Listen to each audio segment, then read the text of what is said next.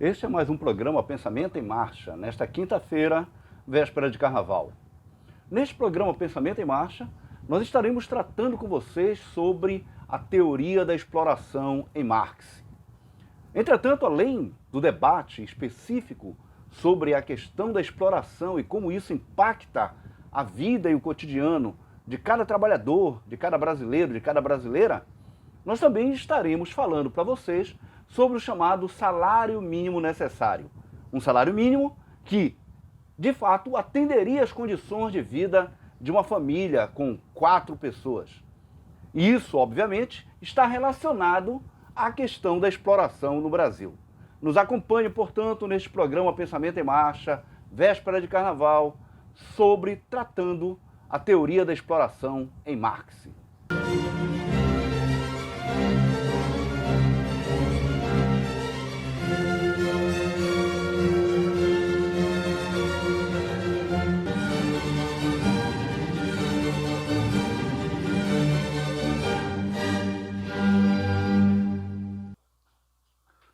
O capitalismo, ele é um sistema que se baseia no processo de contratação de força de trabalho, de contratação entre capitalistas e trabalhadores, aquilo que nós chamamos de assalariamento. Isso é uma questão, uma coisa que todos nós estamos acostumados. A grande questão, entretanto, é que a maior parte de nós, a maior parte dos trabalhadores e trabalhadoras, não sabem que, ao serem contratados, eles estão, na verdade, vendendo uma mercadoria muito específica, a mercadoria força de trabalho. Essa mercadoria, a mercadoria força de trabalho, ela tem uma origem histórica. Ela se origina justamente quando, a partir de um certo momento, a partir do século XVIII principalmente, se estabelece a nível mundial um sistema de produção que nós chamamos de capitalismo. O capitalismo, ele tem como base justamente o processo de contratação por parte dos chamados proprietários dos meios de produção, por parte dos empresários, de um conjunto de pessoas que nós chamamos de trabalhadores. Esse processo de assalariamento, ele se baseia em uma regra fundamental. A regra que, a cada jornada de trabalho efetivada, uma jornada de trabalho que pode ser mais longa ou mais curta, a jornada de trabalho aqui no Brasil é de 44 horas semanais, na maior parte do mundo é em torno de 40 horas semanais. Para cada jornada de trabalho desse tipo, se paga um determinado valor, que é o salário. A maior parte de nós, a maior parte dos trabalhadores, considera que o salário está remunerando esse trabalho vendido. E mais do que isso, que todo o seu valor refere-se justamente ao ganho que nós temos ao vender essa mercadoria. Entretanto, não é bem assim. Na verdade, quando se vende a mercadoria à força de trabalho, o trabalhador está vendendo a sua capacidade de trabalhar ou a sua capacidade de produzir em um determinado período de tempo. O que o capitalista está adquirindo é justamente esse poder ou essa capacidade de efetivar uma série de atividades em um determinado período de tempo. Vamos supor, durante 8 horas de trabalho ou de labuta diária. O que é que está sendo pago nessas 8 horas de labuta diária? Não é, propriamente, as 8 horas completas. Na verdade, o trabalhador ele está vendendo somente o valor dessa sua mercadoria. O valor da mercadoria força de trabalho, que em tese possibilitaria com que as condições de reprodução do trabalhador estivessem garantidas. Vamos dar um exemplo. Durante as 8 horas de trabalho, as primeiras 4 horas, o trabalhador basicamente reproduz ou produz a sua própria capacidade de existência. Esse valor, durante as 4 horas, é justamente aquele que refere-se ao valor da força de trabalho. As 4 horas restantes serão basicamente 4 horas que serão alienadas ao capitalista e sem com que o capitalista remunere aquelas 4 horas. Portanto, o que nós temos, sob o ponto de vista das relações capitalistas, é que somente uma parcela do período de tempo é de fato remunerado. Uma outra parcela é, por assim dizer, alienada ou é ganha pelo capitalista na forma daquilo que nós chamamos de lucro. É justamente essa lógica, ou seja, a lógica da existência do lucro, é que nos faz dizer que o capitalismo é um sistema de exploração. O primeiro autor a tratar essa questão e, nesse sentido, a desenvolver uma teoria sobre isso, denominou-se Marx, Karl Marx. Marx tratou justamente de uma teoria da exploração. Essa teoria da exploração, desenvolvida por Marx em diversas obras, deu conta justamente dessa perspectiva, de que a jornada de trabalho, a jornada de 8 horas, no nosso caso, naquela época do Marx, de 12 horas, era uma jornada onde somente uma parcela dessa jornada de trabalho era, de fato, uma parcela que retornava para o trabalhador. A outra destina-se basicamente a retornar para o capitalista na forma de lucro. Esse sistema, baseado na exploração, ele se desenvolve no planeta inteiro hoje. Hoje nós temos basicamente um capitalismo que não se localiza mais somente em alguns pontos do planeta. É um capitalismo que se desenvolve em cada um dos países que nós conhecemos. E, a depender do país, a depender da realidade concreta de cada país, nós temos condições de maior ou menor exploração. Em países, como é o caso do Brasil, como é o caso de boa parte da América Latina, aquilo que nós chamamos de capitalismo periférico, as condições de exploração dos trabalhadores são muito mais aviltantes, são muito mais ruins do que em outros países, que nós chamamos de capitalismo central ou de países desenvolvidos. A diferença entre um país e outro, ela vai se dar conforme as condições com que os trabalhadores vão ter melhores ou piores remunerações, a depender de uma série de aspectos que existam em cada país. Existem aspectos legais, nesse sentido, a legislação que pode estar protegendo os trabalhadores em um determinado país não existe em outro país. Da mesma forma, também existe uma coisa chamada organização dos trabalhadores. Em alguns países, a capacidade de organização dos trabalhadores é muito maior, sob o ponto de vista dos sindicatos, assim como também sob o ponto de vista da história, isso é importante. Países que tiveram a escravidão como uma das bases do seu processo de desenvolvimento, como foi o caso do Brasil, acaba sendo países onde as condições de remuneração dos trabalhadores acaba sendo pior, acaba sendo bem pior. Existem, obviamente, outros elementos sob o ponto de vista histórico que são importantes. Países, principalmente na Europa, mas países asiáticos também, apresentam uma capacidade de organização das suas sociedades e, portanto, de reivindicar condições melhores de vida para a sua população, muito mais interessante do que países como é o caso do Brasil.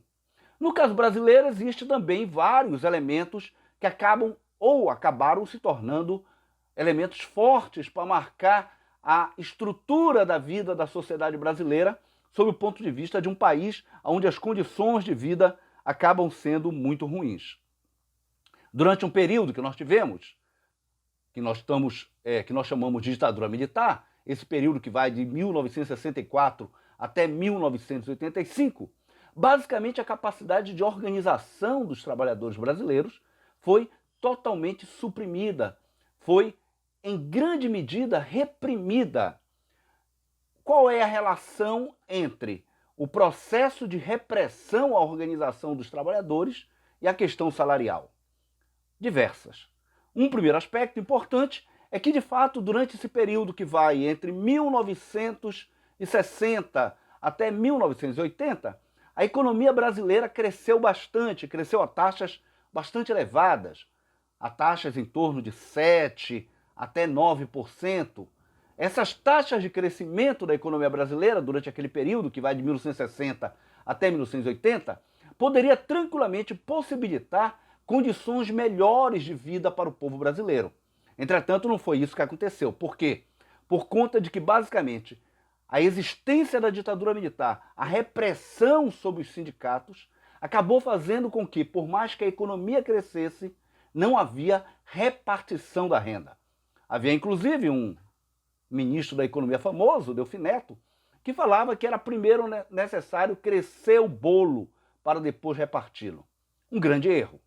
Na verdade, justamente por conta de que a economia estava crescendo e tu estavas tendo um processo de industrialização do país, na medida em que não se dividia o bolo, na medida em que se reprimiu os sindicatos, na medida em que os salários foram sempre muito baixos no país, isso acabou fazendo com que chegássemos a um certo momento, a partir da década de 90, onde a economia deixou de crescer. A economia deixou de crescer e nós entramos, então, em um processo pior, em um processo onde as chamadas taxas de desemprego foram crescentes. Bem, nós temos, portanto, uma sociedade que é baseada no processo de superexploração da força de trabalho. Como nós explicamos no início, a exploração ela é um elemento normal do capitalismo. Nesse sentido, o capitalismo ele é um sistema baseado na exploração do capitalista em relação ao trabalhador. O trabalhador ele produz em um certo período de tempo o seu próprio valor, sob o ponto de vista da sua própria reprodução, e em um outro momento, na mesma jornada de trabalho, ele produz o lucro para o capitalista. Só que em diversos países, como nós explicamos, a capacidade de organização e a própria legislação da sociedade e a própria história da sociedade possibilitava com que as condições de vida dos trabalhadores nesses países sejam melhores. No caso de uma sociedade como a brasileira, o que nós temos é uma permanente degradação das condições de vida do povo brasileiro, dos trabalhadores brasileiros. E assim nós chegamos num ponto que nós queríamos tratar com vocês. O salário mínimo no Brasil hoje é de R$ 1.212. Um salário mínimo que, em grande medida, não dá as mínimas condições de manter uma família com 4 indivíduos, ou seja, o pai, a mãe e 2 crianças. Esses R$ 1.212, diga-se de passagem, não conseguiu no último período nem sequer recompor os elementos do chamado crescimento do custo de vida no Brasil. No ano de 2021, o custo de vida, o custo da chamada cesta básica, ou seja, aquele conjunto de alimentos que daria para basicamente dar condições de reprodução de uma família, o custo da cesta básica cresceu em torno de 16% no ano de 2021. E o salário mínimo só teve um reajuste de algo em torno de 10%. Portanto, nós tivemos um salário mínimo que não conseguiu recompor as perdas mínimas ou básicas do salário no ano de 2021. Só para termos uma ideia, agora nesse mês de janeiro de 2022, o custo da cesta básica aqui em Belém, na cidade de Belém, é algo em torno de R$ 580, conforme o DIESE, o Departamento Intersindical de Estudos Econômicos e Estatística. Portanto, com o valor de um salário mínimo, basicamente é possível comprar somente 2 cestas básicas, né? Ou seja, uma cesta básica ela tomaria aí algo em torno de 51% do valor do salário mínimo. O DIESE, esse Departamento Intersindical de Estudos Econômicos e Estatísticos, nos revela, mediante estudos que são feitos desde 1970, que o chamado salário mínimo necessário, ou seja, aquele salário mínimo que possibilitaria de fato as condições de reprodução de uma família em termos dignos, uma família como me referi há pouco, né? um casal e 2 crianças, esse salário mínimo necessário ele teria que ser, conforme os cálculos do DIESE, algo em torno de R$ 5.900 para esse ano de 2022. O que é que implica concretamente isso? Implica que nós temos hoje um Brasil, um país, onde as condições de reprodução dos trabalhadores, as condições de vida dos trabalhadores brasileiros, está muito abaixo das condições mínimas necessárias, que é justamente isso que o salário mínimo necessário do DIESE revela. Portanto, nós temos no Brasil não somente a exploração que é própria do capitalismo, como nós já colocamos, mas nós temos no Brasil também um processo de superexploração dos trabalhadores brasileiros. Soma-se a isso um país onde, na medida em que não há crescimento econômico, nós já estamos no 6º ano seguido de não crescimento econômico no país, a economia ela não cresce por uma série de fatores que nós devemos analisar. Nesse 6º ano de não crescimento da economia, nós temos uma taxa de desocupação, ou seja, de trabalhadores que não conseguiram emprego, próximo a 15%, e nós temos quase que 15 milhões de trabalhadores sem ocupação, mas não é somente isso. Além de não ter ocupação, uma parte considerável dos trabalhadores brasileiros hoje vivem de subocupações, aquilo que nós chamamos de informalidade, mesmo que elas estejam hoje sob a batuta de uma legislação, que foi a Lei Complementar 13.467, que mediante a existência do chamado trabalho temporário e do chamado trabalho intermitente, acabam, por assim dizer, camuflando essas condições tão precárias de trabalho no país. De tal forma que boa parte dos trabalhadores brasileiros, alguma coisa hoje próxima a 70 milhões de brasileiros, não conseguem condições dignas de ocupação. Além de subocupados, existe ainda uma parcela grande de desocupados e existe ainda uma parcela de trabalhadores que nem sequer mais procuram emprego. São chamados desempregados por desalento. De tanto procurarem e não conseguirem encontrar, acabaram se acomodando a uma determinada condição extremamente precária de vida. Portanto, a situação no Brasil, nesse fevereiro de 2022, véspera de carnaval, não é uma situação alvissareira. Por isso, mais do que nunca, é necessário, de fato, buscar, de um lado, compreender a realidade, tal como nós estamos buscando fazer com vocês aqui no Pensamento em Marcha, mas também buscar processos de organização que busquem superar essa situação. Somente a superação dessa situação, buscando um projeto de reconstrução do país que leve em conta elementos de investimento, que leve em conta elementos de melhoria da qualidade de vida do povo brasileiro, que leve em conta a existência de um salário mínimo que de fato dê conta das condições de vida, e aí, portanto, o salário mínimo necessário que o Diese calcula hoje, em torno de 5.900, seria uma meta a ser trabalhada. Somente mediante isso é que nós podemos pensar, de fato, a superação e a construção de um futuro para todos nós. Este foi o programa Pensamento em Marcha. Nós estivemos com vocês novamente aqui no canal Pororoca Cabana. E o novo valor do salário mínimo é 5 vezes menor que o necessário para movimentar a economia do país. O cálculo é do Diese. R$6.000. Segundo o Diese, esse deveria ser o valor atual do salário mínimo. Já pensou? Significaria ter mais possibilidade de alugar uma casa melhor, de ter mais compras no supermercado. Tem uma geladeira nova eu ia comprar para tirar a minha velhinha de lá. O cálculo se baseia nas necessidades básicas de uma família com 4 pessoas, a partir dos direitos fundamentais enumerados pela Constituição: alimentação, educação, moradia, transporte. Mas o próprio Diese sabe que esse valor agora é inalcançável. Desde 2020, nenhuma categoria que tem rendimentos atrelados ao salário mínimo recebeu ganhos reais. E este ano, mais uma vez, o mínimo mal teve a recomposição da inflação. Na prática, isto significa que as pessoas vão viver pior, com o seu salário mínimo, comprar menos mercadorias que precisam. Para a economia do país, isto também é ruim, porque isto significa menos consumo.